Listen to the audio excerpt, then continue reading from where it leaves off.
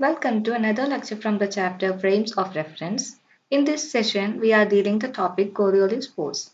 So here, we are going to derive an expression for Coriolis force.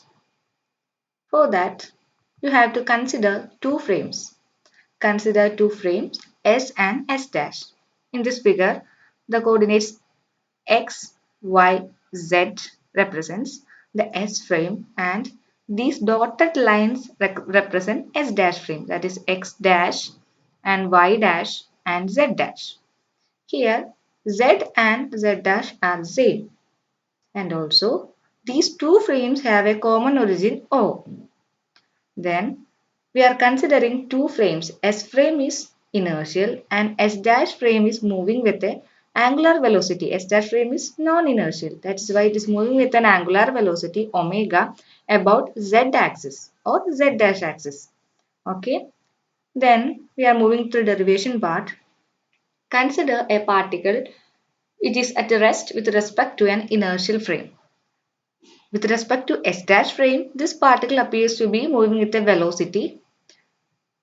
Then and another expression for velocity is minus omega r dash is equal to minus omega r.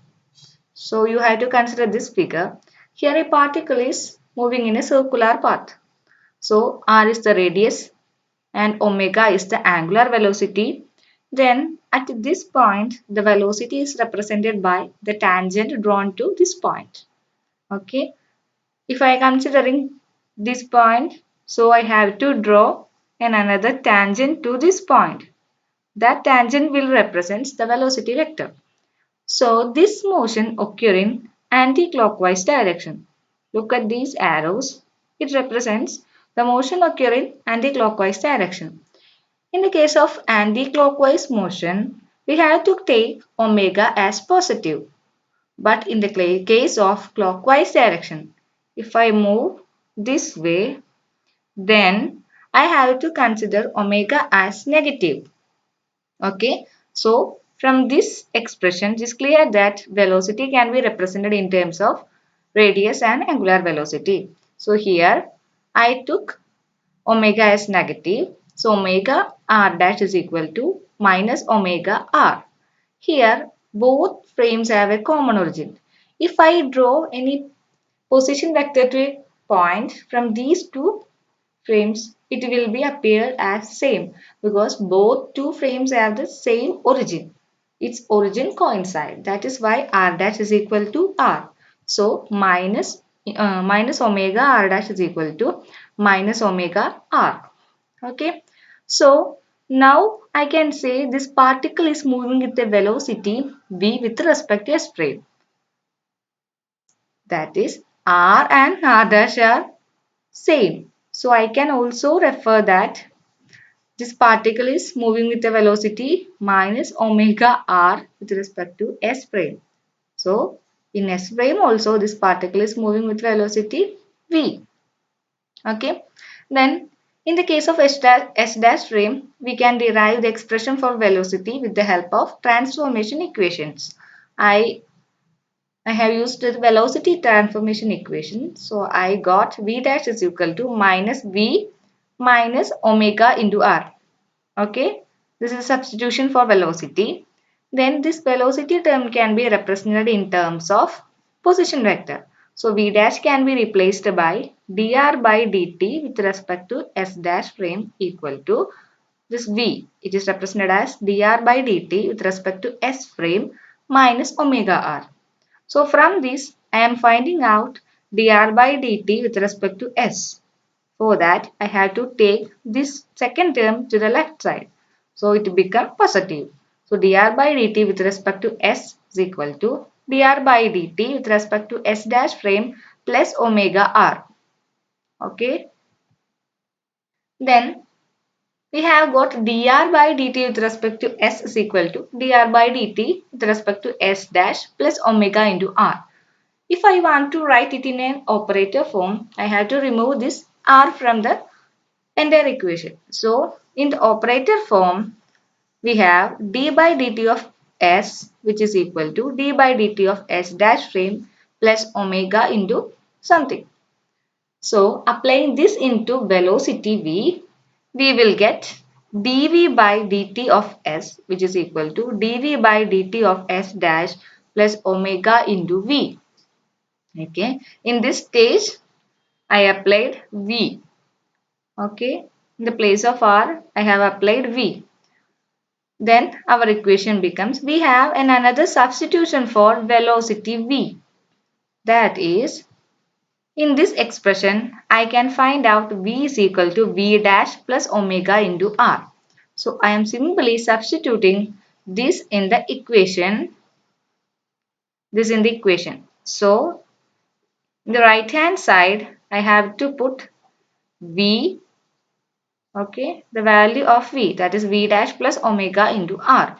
So right hand side becomes d by dt of v, that is v dash plus omega into r, plus omega into v. V is replaced as v dash plus omega into r. Okay. So I am opening these two brackets. We will get dv dash by dt with respect to s dash frame equal to d by dt of omega into r with respect to s dash frame. Then I am opening this second bracket, omega into v dash plus omega into r. Okay. In next step, I am giving a substitution, that is, we know that the rate of change of velocity is acceleration. So dv by dt with respect to s is the acceleration of the particle with respect to s frame.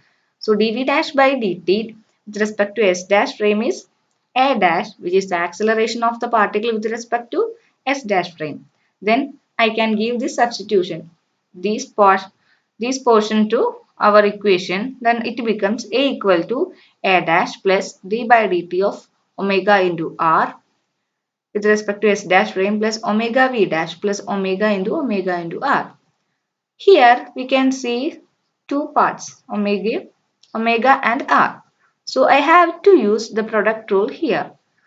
So next step, it becomes, which is equal to a dash plus product rule is the first term into derivative of second plus second term into derivative of first. I am considering r as the first term. So r is the first term into derivative of second, d by dt of omega. Okay. Plus second term omega into dr by dt with respect to s dash frame. Then the remaining two terms are same, omega v dash plus omega into r. Since we are considering a circular motion, in this case, the angular velocity is uniform or angular velocity is a constant value, so it does not have any rate of change. That means d omega by dt is equal to 0. So we have d omega by dt in our second term. Okay, so this term vanishes because d omega by dt is equal to 0. So r into 0, 0. So this second term vanishes. Then our above equation becomes a equal to a dash plus this term omega into dr by dt is represented as v dash because it is with respect to s dash frame. Rate of change of position with respect to time is velocity. It is with respect to s dash frame. That's why I am writing this as v dash. So omega v dash and the remaining two terms are same. Omega v dash plus omega into r. So these two terms can be added because they are same. So A is equal to A dash plus 2 omega V dash plus omega into R. Okay. From this expression, we have A is equal to. In the next step, I am calculating A dash is equal to A minus these two terms. Okay. So I got the expression as A dash is equal to A minus 2 omega V dash minus omega into R. Then I can give a substitution, that is minus 2 omega v dash can be called Coriolis acceleration and minus omega into r can be represented as centrifugal acceleration. So the second term is known as Coriolis acceleration and the third term is known as centrifugal acceleration. If I know the value of acceleration, then I can easily calculate the force by multiplying the entire equation with m. M is equal to force.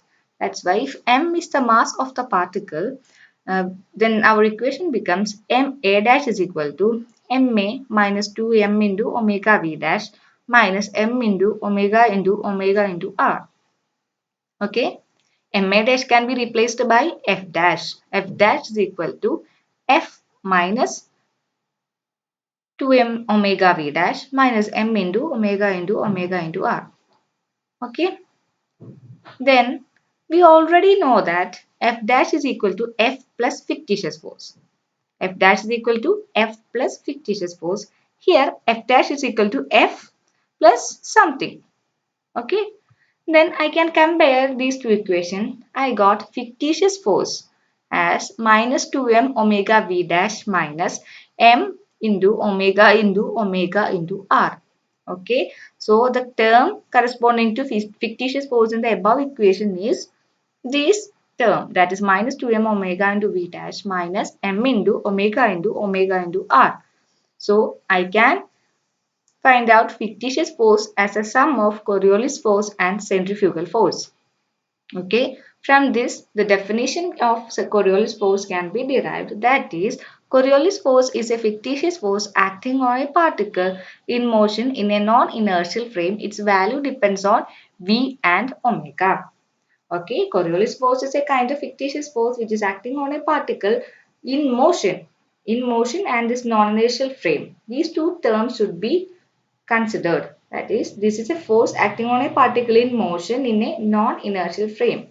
Okay, and at the same time, centrifugal force is also also a fictitious force which is acting on a particle at rest with respect to a non-inertial frame.